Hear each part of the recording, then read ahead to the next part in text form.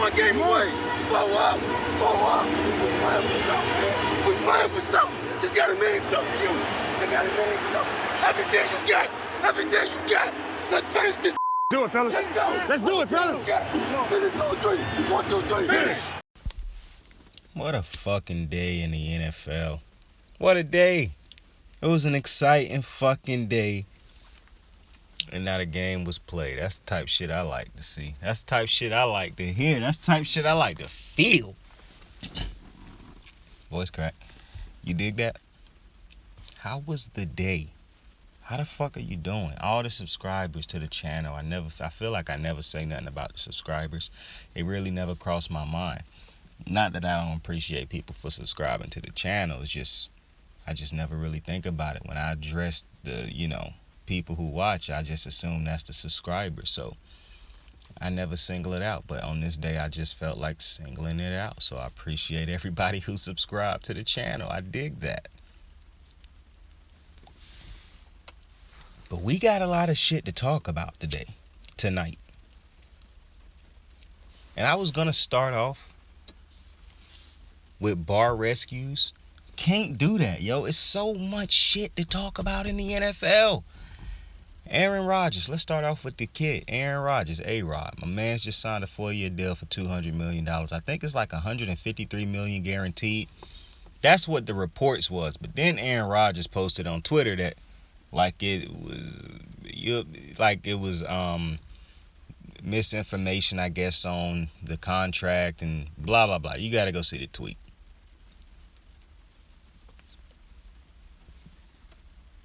Because of course, no news or nothing pertaining with Aaron Rodgers this year can be easy. It's just not gonna happen. But nevertheless, it's funny because in the beginning of the season, I kept talking about how, not even the beginning, throughout the season. In the beginning of the season, I felt like he was going to end up leaving at the end of the season. Throughout the season, I was like, he definitely staying. There's no shot.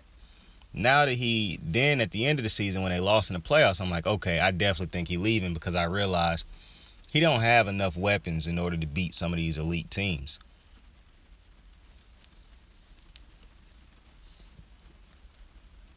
Then he resigns. Now I'm going to tell you what's wild. Dead ass. I was leaving the crib today, and as I was pulling off, I had thought to myself, when the fuck is Aaron Rodgers going to make a decision? I literally thought that to myself.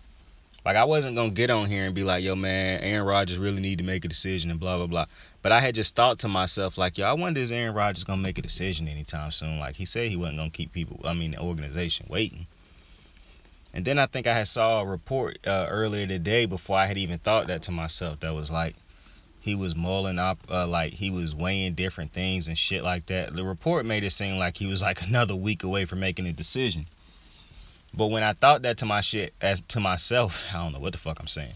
When I thought that to myself as I was pulling off, 2 seconds as that thought passes, dead ass, notification that Aaron Rodgers just re-signed with the Packers came through. I paused the car and I'm like, I parked the car, stopped driving for a second. I'm like, yo, what the fuck? I'm like, man, I really might need to go play the lottery. Never done it before, might need to. So Aaron Rodgers is back in Green Bay. They tagged Davante Adams. So what happens now? They might have to let Zadarius Smith go. What happens now for Green Bay? Now, I kind of figured they were going to tag Davante.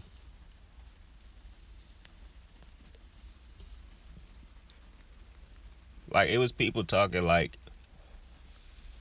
Davante was going to immediately sign a contract after Aaron Rodgers signed. I just never looked at it like that. Maybe that's just me. But I never thought that he would sign a contract just because Aaron Rodgers signed a contract. There's a possibility he looking at this a completely different way. Yeah, I like playing with A-Rod. Obviously, I love playing with A-Rod. We done a lot of great things together. But A-Rod is probably, 2-3 years away from retiring. the way he talked, the way he act, just pertaining to football, who knows how many years Aaron Rodgers has left. Devontae might wanted to get to a team with a younger quarterback that's a stud quarterback that could give him, get the most out of him in the latter parts of his careers when he started to hit the 30s and whatnot. But, he'll probably end up re-signing too, to be honest with you. But Davante Adams ain't enough. Like, even if they healthy next year, like the offensive line and whatnot, I don't think that's enough. I even think the defense can take a step back, and I don't think that's enough.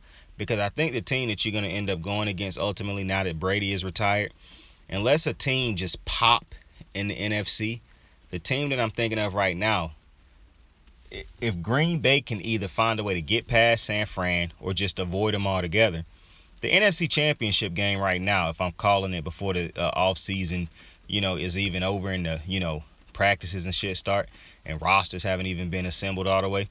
Right now, especially with the move that happened that I'm going to get to later, it's looking to me like it's going to be, unless Kyler have a crazy season, to me it's looking like it's going to be Packers, Rams in the NFC Championship game. Just right now, based off of everything I'm seeing. That's what I'm feeling.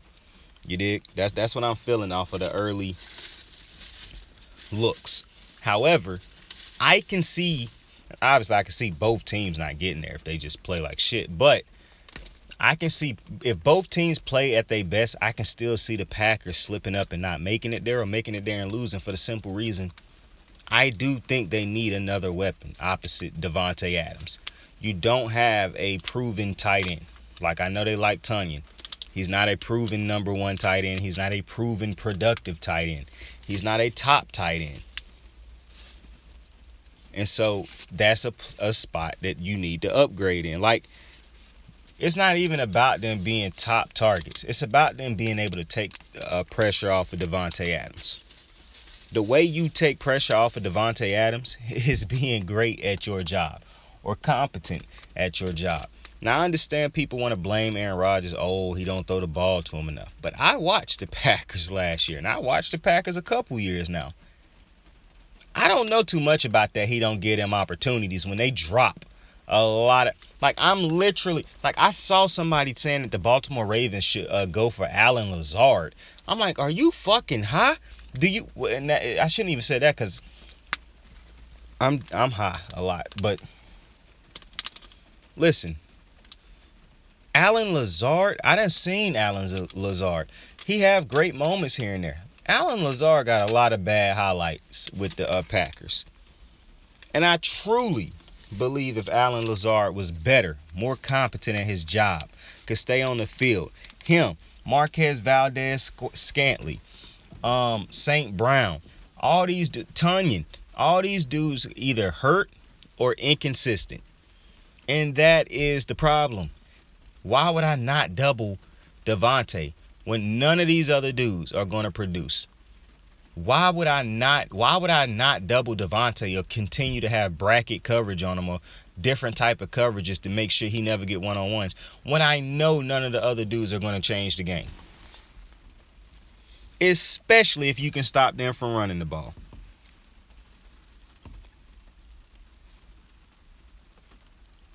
And how long before they deem Aaron Jones expendable?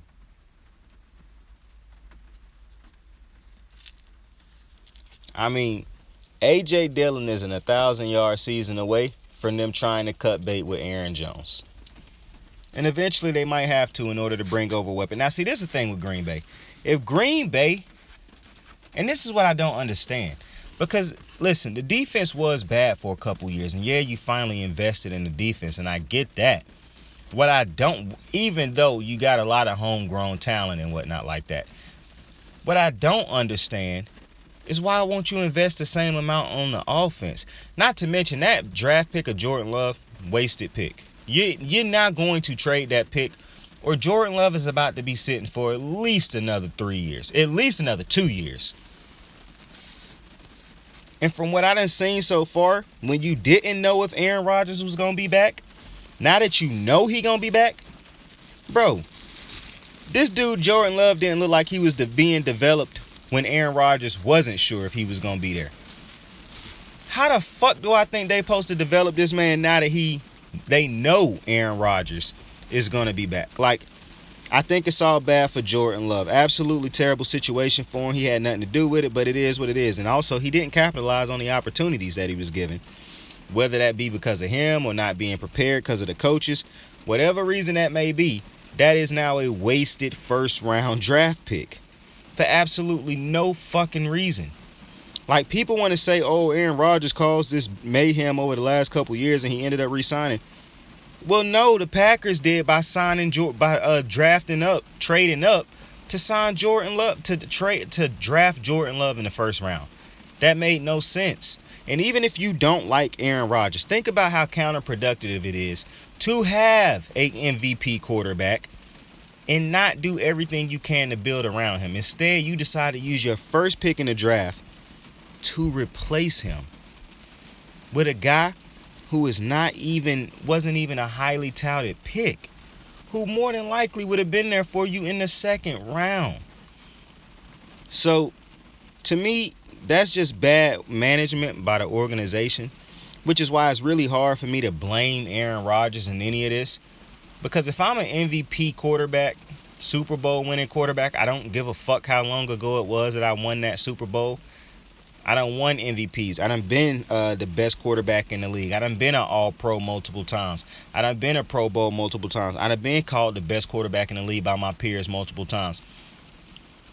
And you draft my replacement. What? Not to mention the man just won 2 MVPs after they did it. Like, that's bad management by the Packers. And regardless of what happened from this point on, you can't get that pick back. Unless Aaron Rodgers end up retiring and you keep Jordan Love throughout this entire ordeal and he end up coming out and being a baller, that was a wasted draft pick that you can't get back for a player who probably could have helped you produce the last 2 years. Because Jordan Love has not done that. You had a first-round pick sitting on the bench for the last 2 years. Like, that just made no sense to me by the Packers. So, while everybody can get mad at Aaron Rodgers and say, oh, he did this to the Green Bay Packers. Bro, the Green Bay Packers did this to themselves. Because that's just not, to me, it just don't matter how you try to flip it, shake it, turn it, stir it. That was a stupid fucking pick by the Packers. And to me, it wasn't even the Patriots miss gambling, like fucking up that gamble on Tom Brady, thinking that he was done when really you just didn't have nothing around him. To me, that's a little bit different because Tom Brady was an older cat, and even though he is the GOAT, New England was right in a way that Brady did still have it, so they was wrong on that, but they was right in the sense that he didn't have it for the quality of players we have. Like, Brady might still be great, but he can't be great with this core of guys. When you put him with the dudes that was in Tampa Bay, completely different story. So, I just thought that was mismanagement by the Packers. To me, it was a worse mismanagement than that situation because, like I said, Brady looked bad with those weapons. Those were below par weapons. Aaron Rodgers don't look bad. He didn't look bad when you drafted Jordan Love. And he don't have the weapons that Tom had in Tampa. Even though he probably have a better receiver than those receivers, he still don't have that type of support and cast. So, and I think it's crazy that people don't bring that up enough. Like, people done got so, heated with Aaron Rodgers and caught up in hating him. Do y'all not realize his supporting cast is far below? And I understand people want to hold it over his head about Randall Cobb. But listen, I understand just like y'all that Randall Cobb ain't the receiver he used to be. But if the organization won't spend big money to go get me a legitimate number 2 receiver or another Pro Bowl caliber receiver, then shit, at least I can try to get them to bring over my homie, who I know ain't going to be expensive or nothing like that. So, I'm not actually mad at him for that. I'm just saying, like, because at one point in time I was like, why would you waste your, that little bit of power you had to bring back Randall Cobb? But when you're dealing with an organization that don't bring motherfuckers over in the first place, I mean, what more can you do? So once the Packers figure out everything they're gonna do with their roster and whatnot, because regardless of what happened with the roster, and if they bring over another weapon or two, not see what I won't understand is if Aaron Rodgers went through all this with this team, and in the time frame he re-signed, they don't bring over another great receiver to help him. Like if him and Devontae keep going out there by themselves every week, then I won't understand this why he re-signed with this team. Now I understand there's gonna be people out there trying to say, "Oh, well, he was scared to play." Who is it? He was scared to play in the AFC West against Pat Mahomes 2 times a year, Derek Carr 2 times a year, the Chargers and Justin Herbert 2 times a year. Yeah, I think y'all dudes is really goofy, man. I really don't believe that was the case. And even if it was, that's just great business, baby. Why in the fuck would I take my chances? Why would I gamble on the chance of beating Pat Mahomes, winning enough to be able to have a better record than Pat Mahomes and the Chiefs, Justin Herbert and the Chargers, and Derek Carr and the Raiders, when I can just have a better record than these trash-ass teams in this division that I play against on a yearly basis? You got the Bears over, and that's no offense to these teams, but you got Justin Fields on one team, a second-year quarterback who about to get a new offensive coordinator, a new head coach, so that's gonna take some time. You got the fucking Detroit Lions who probably gonna start Jared Goff again next year, so that's a dub. That's 2 wins right there, more than likely. And you're gonna have the Minnesota Vikings. Who knows what's gonna happen with that team? They got a new head coach coming in. Who knows what happens with them? So if I'm Aaron Rodgers, why the fuck would I leave this division? Now, like I said, you can beat this sorry-ass division all you want to. If it come time when you got to play against actual great teams, I don't know. Because, I mean, look at how good. Now, granted, I didn't think they looked great offensively for the majority of this year. I thought the defense carried them a lot this year or last year. But, I mean, it's Aaron Rodgers. He could explode next year and have another crazy year. I do kind of agree with people who say he played too safe in some of these big games so his stats don't look ugly. I agree with that. I do agree with that to an extent. But I think, and I really don't think it's no excuse for that. Because in a way, that's kind of stat padding if you think about it. Because it's like upping your touchdown to interception ratio at the end of the day. But I hate to believe that that's what he's doing at the expense of his own team. Now, when he take big leads, I do believe that, he get comfortable with the dinking and dunking. I said it on the show earlier this year that Aaron Rodgers do a lot more dinking and dunking now. Like, as good as Matt LaFleur's offense, or decent as it's been since getting to Green Bay, I don't think his offense nothing special. Like, if you take Aaron Rodgers out of that offense, I mean, I think it'd be a significantly less productive offense. Even though I think because I think what Matt LaFleur do best ain't even passing schemes. I think his best schemes is his running schemes. And I'm not saying he got bad passing schemes. I just don't think he get enough out of the others to help. Like drawing up plays for Devontae Adams don't impress me. Devontae Adams and Aaron Rodgers could go out there and run their own plays and go off. It's what you can help do to produce for the others, and how many easy plays you can draw up for Devontae. So I think Matt LaFleur is a good head coach. I don't think he nothing like. I think he a great head coach. I don't think he nothing special as far as like an offensive coordinator compared to like a Kyle Shanahan, who don't have an Aaron Rodgers and he doing it. Who Matt Stafford. I mean, not Matt Stafford. Sean McVay, who done got to 2 Super Bowls now with 2 quarterbacks. Ain't nobody mistaken for a fucking Aaron Rodgers. So, as good as LaFleur is,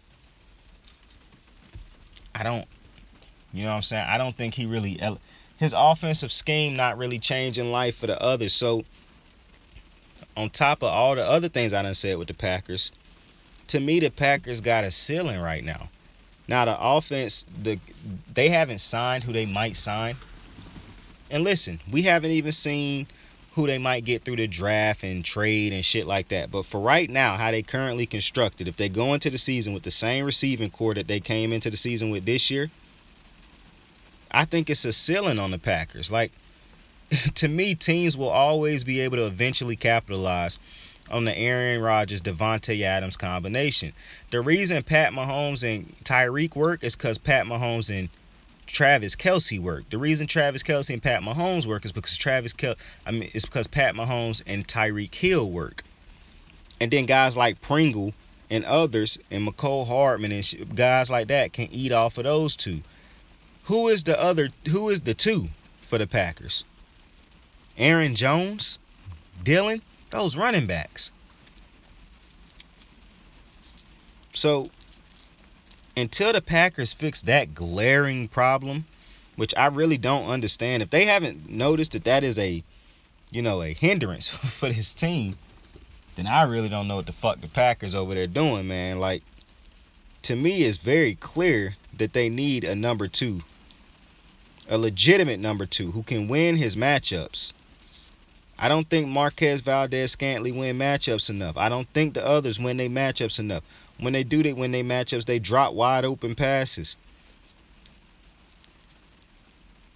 Like, you gotta upgrade that. Whether it be the tight end, whether it be another a slot receiver, Brandon Cooks, go trade for him. Like, something have to happen on the offensive side of the ball. Because to me, too many times teams done proven that they will not be beaten when it means the most in big games in the playoffs by Aaron Rodgers and Devontae Adams. Now, I saw some bozo tweet, LOL, who cares? Aaron Rodgers and the Packers headed for a first-round exit like they are every year.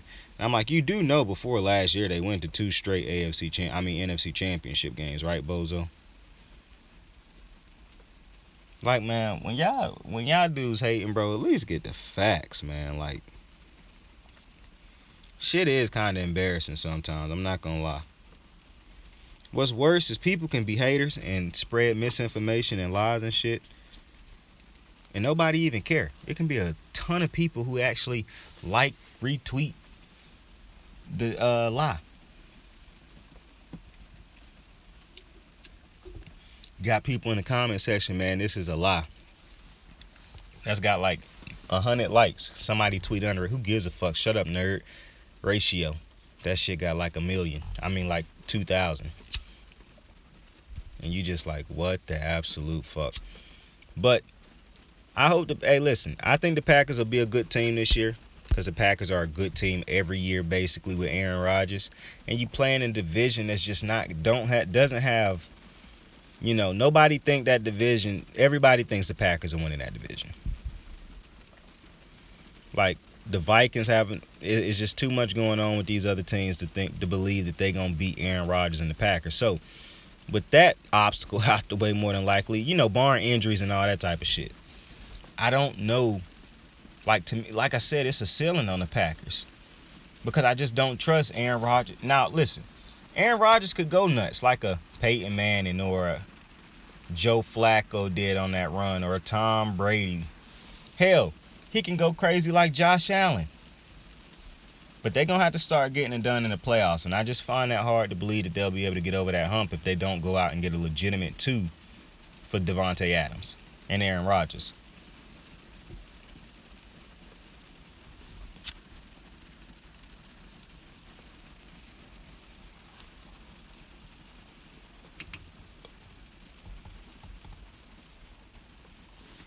Quick shout out to Harold Landry. He re-signed with the Tennessee Titans. 5 years, $87.5 million, $52.5 million guaranteed.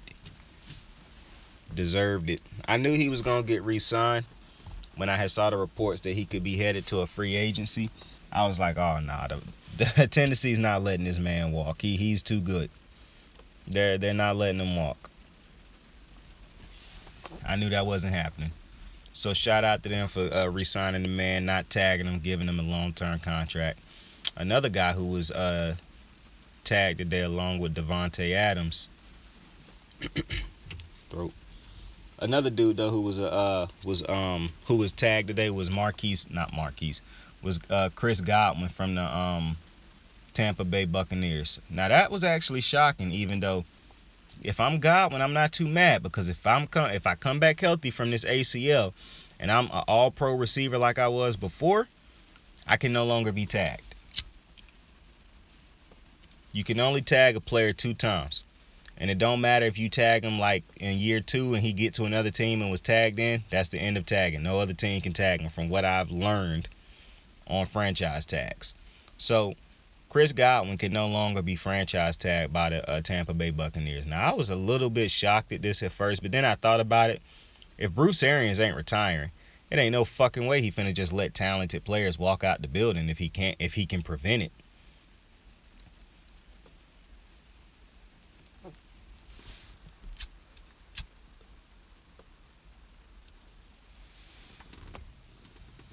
Now, I know Godwin probably would have liked to get a long-term contract knocked out, especially after being hurt last year. Like, if he get hurt again this year, he didn't even cost himself a bunch of money. Tampa Bay cost him a bunch of money because they tagged him twice, which is why I hate the fucking franchise tag, because I do not like that a player can cost.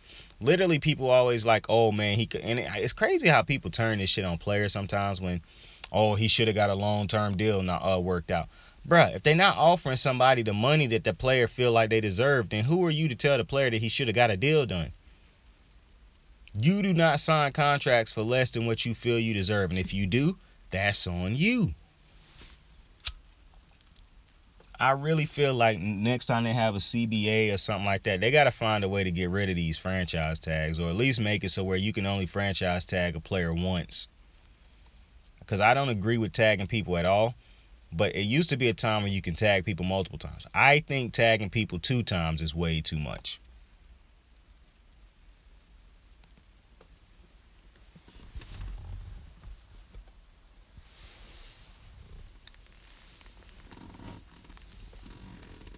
And the reason I think 2 times is too much, even though I think 1 time is too much. Let's say, take Chris Godwin, for instance. He get hurt in his first franchise tag. Okay. Now, if he was franchise tagged once, he would now be able to hit the market, right? Chris Godwin will probably sign for a big contract right now because he's coming off of his first ACL injury, his first major injury. People will more than likely believe that he could get back to form, and there would be a team out there willing to pay him good money. But he was franchise tagged again by the Bucs. So let's say now he get an injury again this year. Well, now no team more than likely is going to give him a big contract because he was hurt for a second year. Not to mention the Bucs will probably hold him on a contract because they're going to say, well, we can offer you the most money for one, or if it worked like that, I think it do work like that, where we can offer you the most money, blah, blah, blah, plus teams not going to offer you as much because you've been hurt. And they effectively done killed him for killed his chances of making the most money he can make, because they was able to franchise tag him twice. When if they could only have tagged him once, say he get tagged once, he signed a big money deal this offseason. Say he signed with the Jets, and he signed a 5-year deal this offseason with the Jets because he couldn't be tagged again. And let's say his first year into that deal, he get hurt. As bad as that might be to a fan base, a team, and to even Chris Godwin, he still got insurance and coverage for the next couple years because he signed a long-term deal. He get hurt now in his second franchise tag, the chances of him signing a long-term deal with a team for lucrative money for like what he could have got his first time around, mind you, this is really his 3rd time around after this franchise tag is over, because before the first franchise tag was put on him, you got to count that time. So I'm not a fan of the franchise tag personally, but I hope Chris Godwin get healthy, go out there, ball out, and get big money in the offseason, because he cannot be franchise tagged again. So shout out to the big homie Chris Godwin.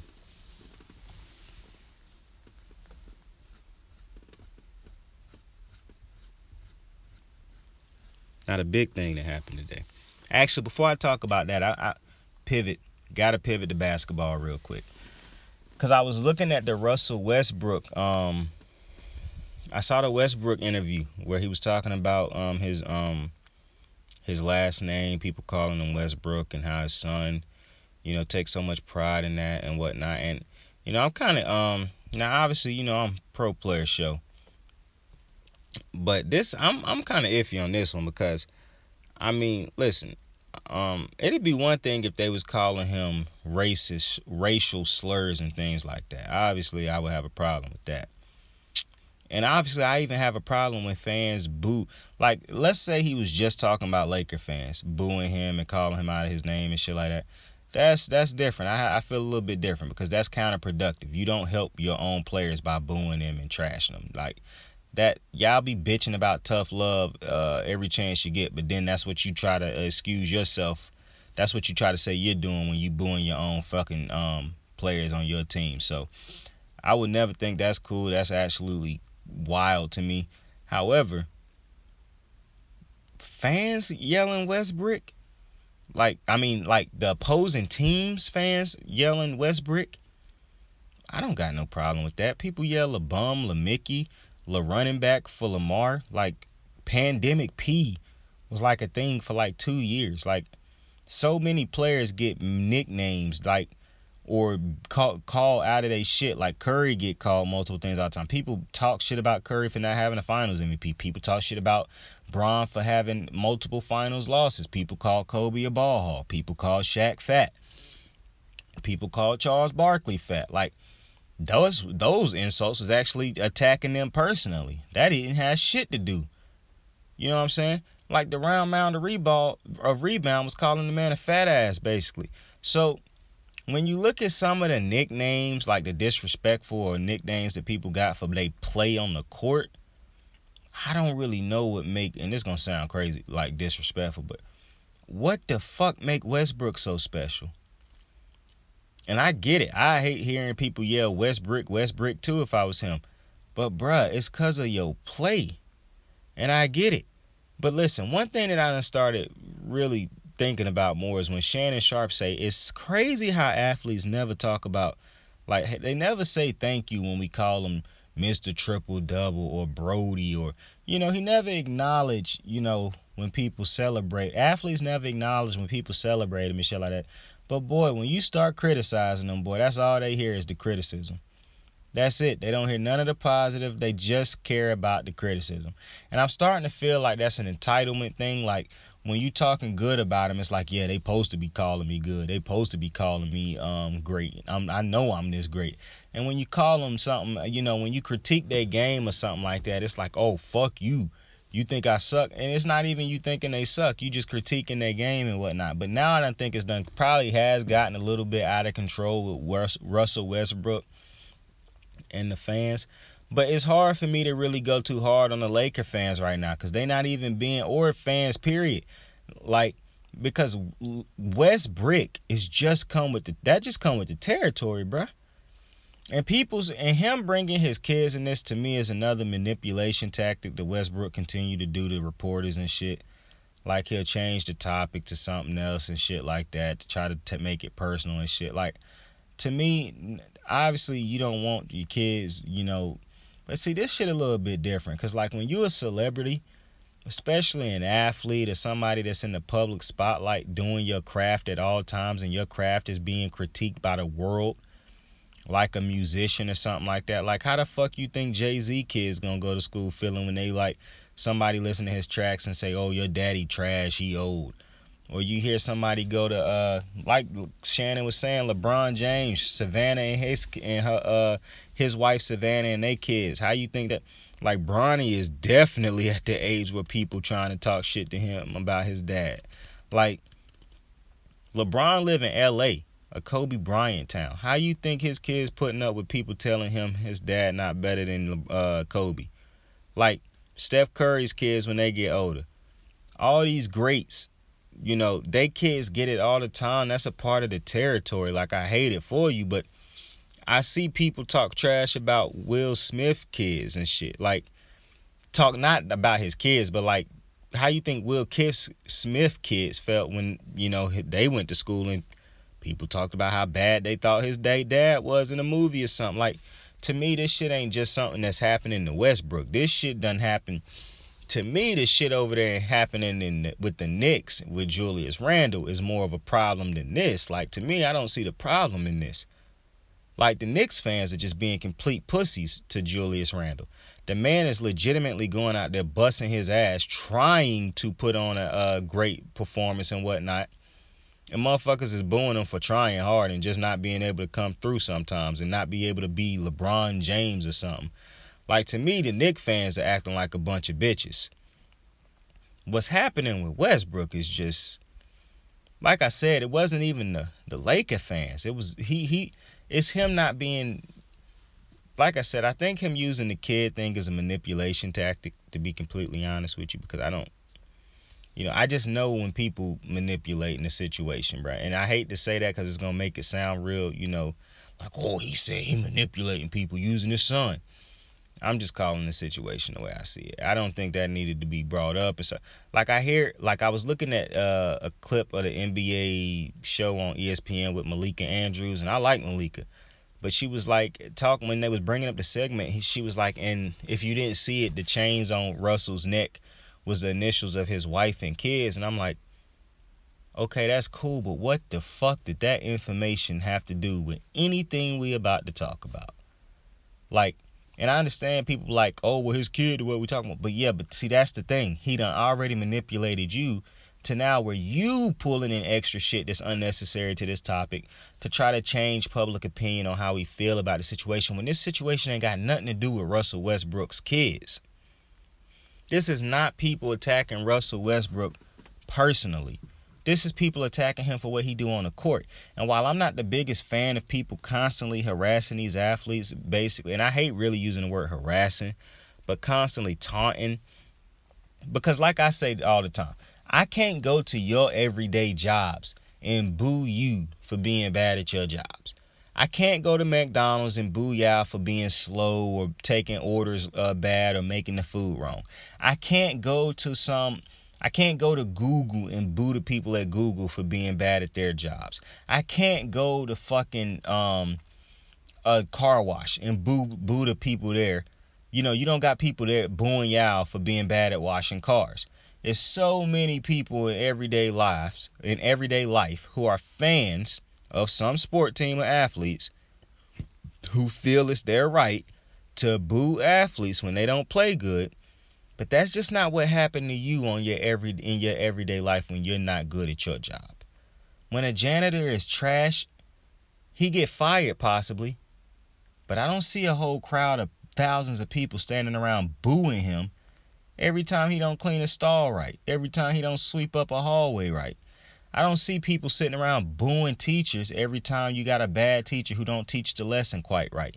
You're not booing your the chefs at different restaurants when you might not be happy with the food, and some of y'all wouldn't even take the food back. You just eat the shit and waste your money. But y'all not going back there booing a chef every fucking time the whole day if they mess up make an order. So to me, even though I can understand it to an extent in sports, I get what Russell Westbrook saying when he irritated with the Westbrook thing, but that's got nothing to do with your character, bro. They talking about your game. And like I said, even though you can't go to people in their everyday life and boo them when they fucking up or doing bad, I don't agree necessarily that you should be able to do that at all times in sports, but that's the nature of the beast. That's what you sign up for. That happens. And I hear everybody saying, oh, play better, play better. That's how you fix it, play better. To an extent, yeah, that's right. Play better. Like, I hate dumbing it down to that because it make it sound like fuck all these complaints, just play better. That's the key to all this. And listen, I understand there's average motherfuckers who can't go out there and do what Westbrook doing right now, but understand they are attacking your game. If you were shooting the ball better, this wouldn't be a thing. Not to mention, I do think it's, while I don't necessarily, let me finish that thought. While I don't necessarily agree, I can understand why an athlete would be mad when you constantly getting called out of your name. Because Calling me Russell Westbrook is not criticism. That's not critiquing me.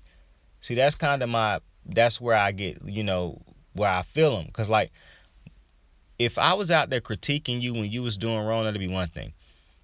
Just booing you, like I said, you might have managers or, higher ups critiquing you when you do wrong, but you don't have people standing around in your ear booing you every second of the day.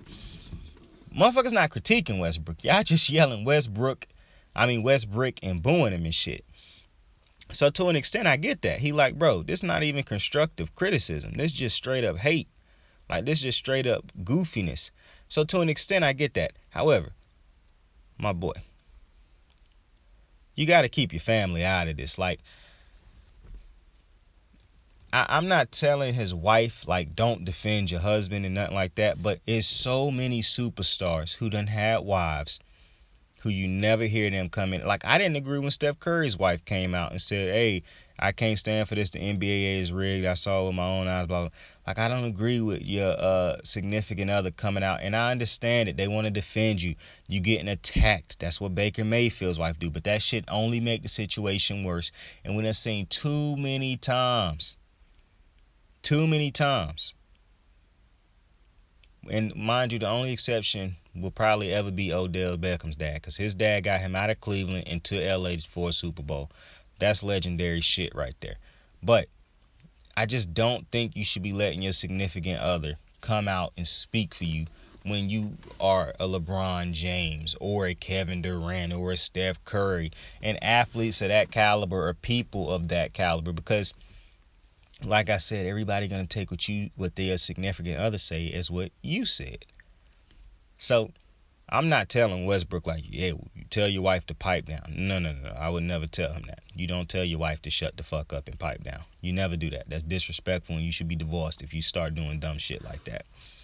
What you do gotta tell your wife is, listen, I'm in an industry, I'm in a business where I am going to be critiqued, called names, as long as it ain't racial or nothing like that, and they ain't talking about my family, you, the kids, then I can't have you, speaking on this. Because if you insert yourself in this, now people will insert themselves under every tweet that you tweet, or anytime you say something, they will. Like, look at how people talk about Steph Curry's wife, because she simply inserted herself. Now, mind you, most of it's not right. Either way you put it, it's not right. I'm not saying that, oh, this is right. This is what.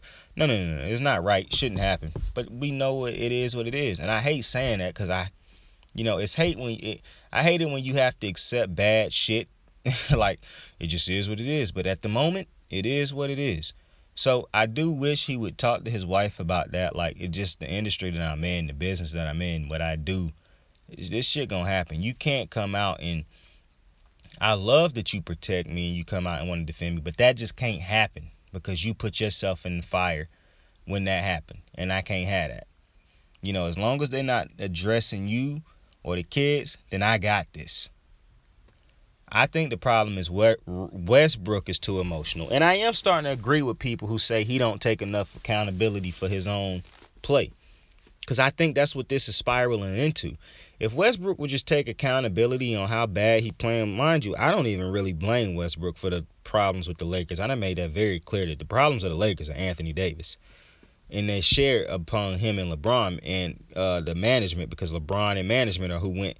Management traded the pieces to get him, and LeBron was the one who pushed it because he wanted him. If anything, Russell Westbrook is merely a pawn in all of this. A scapegoat. The fall guy, if you will. But at the end of the day, Russ ain't playing good enough. And if he just took accountability of that, and like I said, I get it. It's certain reporters who not critiquing you. But when it is dudes who just try, and reporters, men and women who just trying to help you, not trying to help you, but trying to critique you, like basically trying to understand why you did certain things, or if it's other athletes like who done it before trying to help critique you, you can't blow up and get an attitude and get defensive every fucking time. See, people who get defensive, I realize one of the reasons that people don't give advice in today's society is because when you give advice, the person who you giving advice to, most of the time nowadays, I feel like they take it as an insult, as a slight, as a disrespect. Like, how dare he tell me I need to do, or she tell me I need to do yada, yada, yada. When really you just trying to help them out. You just trying to help critique them. But they get on the defensive immediately because I just think, I don't really know what it is. Maybe it's because people talk so much shit nowadays, or I don't know. But I realize people don't really take criticism or constructive criticism that great. And Westbrook to me is somebody who, just from what I've seen, don't really take constructive criticism well. And he real, petty with the media and shit. And trust me, I'm not a big media guy at all. But I realize there is some good media members who ask good questions and shit. And Westbrook get defensive and turn into a bully sometimes with it. He get, his attitude get real stank. And you just like, man, I don't want to talk to this motherfucker. And then you get some reporters who want to go ego tripping in there with Westbrook. And then they start making it a scene and shit like that. So at the end of the day, I do think they will eventually, like Westbrook and LA gonna part ways. Russ won't be with the Lakers next year. Whether they release him or he traded, I know he won't be with the Lakers next year. But I saw Kendrick Perkins say that maybe they need to just go ahead and shut him down for the year. I actually agree with that.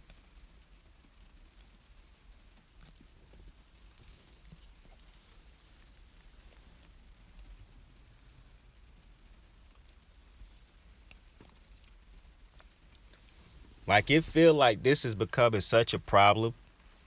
Like, it's becoming so contentious with Russ and Frank Vogel, Russ and the fans. Like, let's just put Buddy on ice for the remainder of the season. Now, that will hurt the team, possibly. Because that means Bron going to be playing more minutes at this late in his career. But I'm kind of starting to feel like this situation starting to spiral a bit out of control. But that's just my personal thoughts on that situation. Now, the big news. Russell Wilson is headed to the Denver Broncos after being traded from the Seattle Seahawks. The Seattle Seahawks also, from a report that I also had just read before I got on here, they're releasing Bobby Wagner. Baltimore, get on that. But the reports are the Seattle Seahawks traded Russell Wilson to the Denver Broncos for Noah Fant, Drew Lock, Shelby Harris, and multiple draft picks. I'm pretty sure some first rounders in there and all that shit. And that's a great draft pick. I mean that's a great draft pick. That's a great fucking trade for Denver. You finally get your quarterback. You done ran through so many different fucking quarterbacks since Peyton Manning. Now you got your quarterback. I'm really confused on what probably happened from here with Seattle. I think it's a rebuild about to happen. That's why you release Bobby Wagner. I don't know if you can find a way to. I do think it'll be partners out there to trade Jamal Adams. I don't know if that's the route that you go. But if you go into a full rebuild, I don't know why you would keep Jamal Adams there. Now, obviously, the Jamal Adams problem is Jamal Adams can't cover no damn body, but he played great as far as, like, if you ask him to be a pseudo linebacker. Now, I believe in the right system, you could get him to train properly to, I don't want to say train. You can help him develop into a better cover safety. But right now, he really a Troy Polamalu type of safety. And I don't know why you would pay him that much money on this type of roster when, I mean, unless you make it, and I don't see a player getting traded here. So, yeah, it feels like a full rebuild is about to happen in Seattle, which makes me wonder, is Pete Carroll going to be there next year? Because they already said, I saw multiple reports where it said Pete Carroll said they're not rebuilding. They don't want to rebuild. Well, you rebuilding now that you got Drew Lock and you trade away Russell Wilson. You release Bobby Wagner. The entirety of the Legion of Doom or Boom is officially gone. It's a new era. In Seattle, they are rebuilding. So, unless Pete Carroll want to be a part of that, it's time for Seattle to start finding new head coach options. And to me, Seattle's roster is just not even a good roster. Like, I'm looking at Seattle's roster. Seattle don't have a good roster. And I'm interested if you trade DK Metcalf. Now, I'm not as high on DK Metcalf as a lot of people are. If DK Metcalf was the receiver that some people think he is, Russell Wilson would not have been in such a rush to get the fuck out of Seattle. Even though I personally think, without any knowledge of the situation, just from the outside looking in, from hearing multiple reports that I done heard and seen and read, I just think Russell got fucking tired of Pete Carroll. Dead ass. I just really think he got fucking tired of Pete Carroll. I don't think he liked the way Pete coached. I don't think he liked the way the Pete called games. The way Russ done wanted to cook for the last couple years, bro. Couldn't do it. As good as some people think DK Metcalf is physically, I think he is a great physical receiver. Fundamentally, he ain't the greatest of, route runners or, multiple things that make receivers great. I can't say DK got all that right now. Now, he might develop into an absolutely phenomenal number one, but I don't think DK is number one right now. And he clearly wasn't something that... Do you know how hard it is to get number one receivers and a number one quarterback on the same team? You think Russell Wilson was just leaving that if he thought DK was legitimately a number one? Bruh, he would have just told them to get fucking Pete out of there. I don't think he looked at him like that. He saw Jerry Jeudy and the dudes that they got over there with Denver and was like, they look just as good as what I have here. Dead ass. If not better and younger. So, listen. And Noah Fant, good tight end. They can replace him. Denver, to me, immediately go up. And now that you got Russell Wilson on the Denver Broncos, two of them teams ain't making the playoffs next year. Like, I know people keep talking about, oh, this about to be the best division in football. You got Derek Carr. You got Russell Wilson, Pat Mahomes, Justin Herbert. That's nice. That's nice. Going to be doing great ratings for games. Two of them teams will probably finish under 500 or barely make it to 500. And two of them teams ain't making the playoffs. It's no way three teams, for one, make it out of that division. The reason I don't think three teams make it out of that division is because it's going to be too hard. For one, I do not think that Kansas City will have a down year like they did last year on offense. I think their offense will be back next year. Meaning, they're going to win game. I think the Chiefs going to beat the Raiders twice. Like, they just, for some reason, the Raiders are ass. Aside from that one time they won and took the trip around the stadium, they have nothing for KC. So I believe KC is going to beat them twice. With Russell Wilson, I'm taking Russell Wilson, Mr. Unlimited. I'm taking him over Justin Herbert and I'm taking him over Derek Carr. And I love Derek Carr. That's my guy. You know that. But I don't think neither one of those two is better. And I like Justin Herbert. That is a great young quarterback.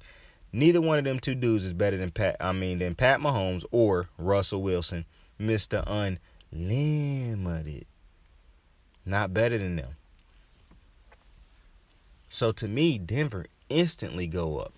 Do you know how? Listen, people going to say, oh, Denver missing this, Denver missing that, Denver missing that. Don't give a fuck. When you have a quarterback, a franchise quarterback, a legitimate quarterback who done been to 2 Super Bowls, won one. Listen, that's a different type of animal in the room. That's basically like having Pat Mahomes in the division twice. The motherfucker done been into the Super Bowl twice, won one, lost one. That's Russell Wilson early in his career.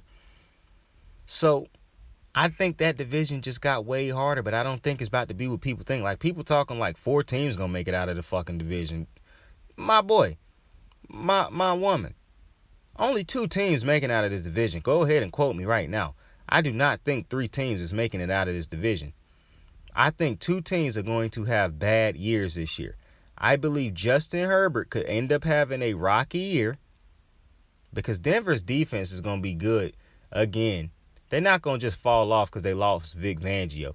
Not only do I think Denver going to have the best defense in that division, they will have an offense now. And Russell Wilson's going to look so much. Now, I don't know how good Nathaniel Hackett going to be, but I know he's an offensive-minded head coach, which means Russell Wilson would be with an offensive-minded head coach for the first time in his career. So that backyard football bullshit that happens so frequently in Seattle, I don't expect to see that frequently in Denver. I don't expect for Russell Wilson to purposely be having plays break down so he can have scramble drills. Not to mention, Russell Wilson's going to be significantly better now that he doesn't have to play Aaron Donald 2 times a year.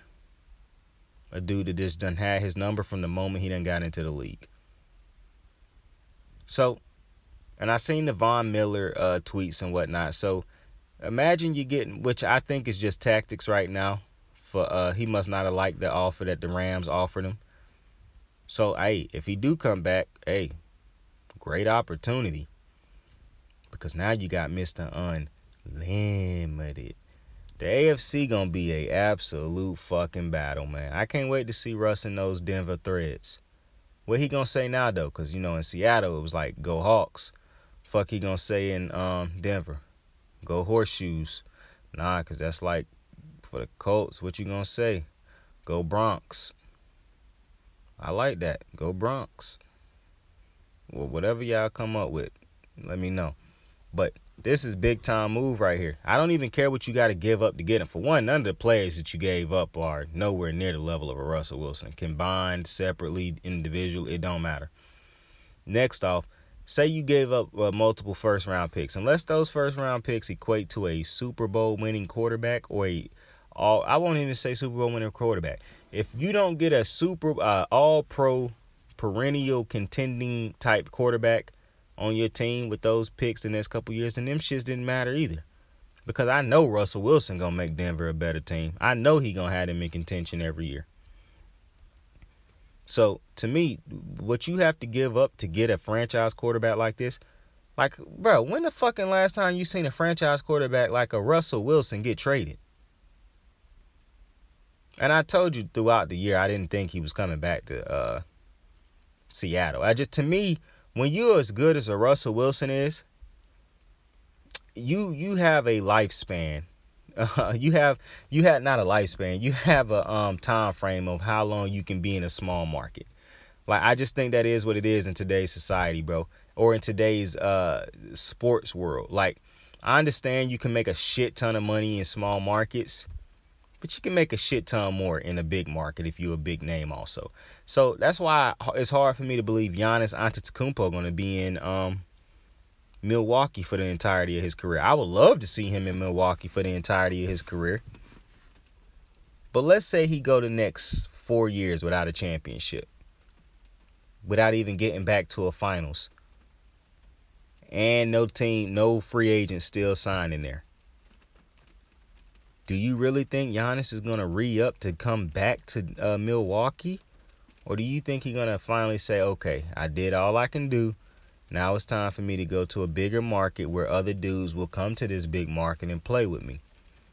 Whether that be the Knicks, the Lakers, Golden State, whatever fucking big market team it is, or big Miami, whoever it may be. I just think it's inevitable that a player like Giannis Antetokounmpo, who already done got Milwaukee a championship, is bound to eventually hit the lottery as far as going to a big market where he will be paid so much in off the fucking court endorsements just being in that city, in that market. He won't even have to leave and travel to make all that money in that market. Now he will be, I'm telling you, so to me, Russell Wilson was bound to end up in another city. Now I'm actually happy that it didn't end up being New York, because even though I think Russell Wilson turns around, he can turn around an organization, I just didn't want to see him in fucking New York. I knew that was a big market, so that was going to be a chance, because I didn't think Russ was going to end up in a small market, and Denver is a big market. So, and it's a great city and whatnot, and people like Denver. People talk about Denver. They have all-star games in Denver. They do a lot of big things in Denver. So, this is a perfect city for him to end up on, and I believe Denver's still on the West Coast, so he's still in the, and I saw the little interview he did last week. I knew he wasn't going to be in Seattle for long. But I am interested to see where Seattle go from here, because Drew Lock is not the answer. Now, some people will say that, like, Pete Carroll developed Russell Wilson. He was a third-round pick, blah, blah, blah. Don't know too much about that. Pete Carroll is a defensive-minded head coach, so, yeah, you can go on somewhere with that bullshit. But very interested to see what happened with Seattle, because that's a tough division not to have a quarterback in. That is a tough division not to have a fucking quarterback in. But when you really look at it, is it a tough division not to have a quarterback in? I think this is a tough division not to have a head coach in. Because you got Sean McVay, Kyle Shanahan. Whatever I feel or people may feel about Pete Carroll right now, he is still proven to be one of the greats. To me, that's the problem when you don't have a head coach, more so than when you don't have a quarterback. Obviously, if you have a quarterback, that can overcome everything. But I just saw Kyle Shanahan outcoach a team that had Aaron Rodgers on it. Kyle Shanahan was a tart pick away from beating a team that had Matt Stafford on it. The team Kyle Shanahan was coaching's quarterback was perceived in a far less light than probably any quarterback in the fucking playoffs, other than not named Ryan Tannehill. So, to me, coaching is as important as anything. And when you have an offensive-minded head coach, because I really think that's the problem. Because Pete Carroll done started getting caught up to by Cliff Kingsbury officially last year. And that's because Cliff Kingsbury, as much as I think his offense is, is figured out by the end of the year, and I don't think Cliff do well at adjusting and whatnot. He's starting to catch up with Pete. And he an offensive-minded head coach, and he just got an extension. So, I'm interested to see what happened with Seattle over the next couple years. But for the Denver Broncos, and you're going to have Russell Wilson for the next couple years. Like, this ain't no Peyton Manning, 3-year thing. You're probably going to have Russell Wilson for the next 6, 7, 8 years. Like, you got to love that shit. To me, this is a phenomenal trade for Denver. Like, Denver should be celebrating. And I find it hard to believe that Denver will not make it to another Super Bowl. And I hate to say that because my team is in the AFC. So if they make it to a Super Bowl, that means my team didn't make it to the Super Bowl. But it's hard for me to see Denver not making it to a Super Bowl after making this trade, because you can find a tight end out there. Hell, you probably have one on the roster that's good enough to. Now, I'm not saying tight ends just grow on trees. Lord knows I'm not saying that. But I'm also not comparing tight ends to what George Kittle, Mark Andrews, and Travis Kelce do. Those three dudes are anomalies. The production that you're going to get from a tight end on average is probably what you're getting from even Darren Waller is not really the normal.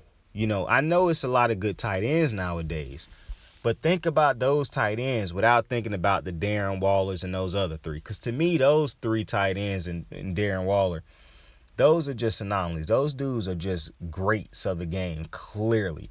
Like, you can get all the targets you want to and not put up them type of numbers that them 4 dudes put up. So, that's different. They can go get a tight end that can be like a Noah Fant, that can give you Noah Fant production. How do you pronounce his name? Fant or Font?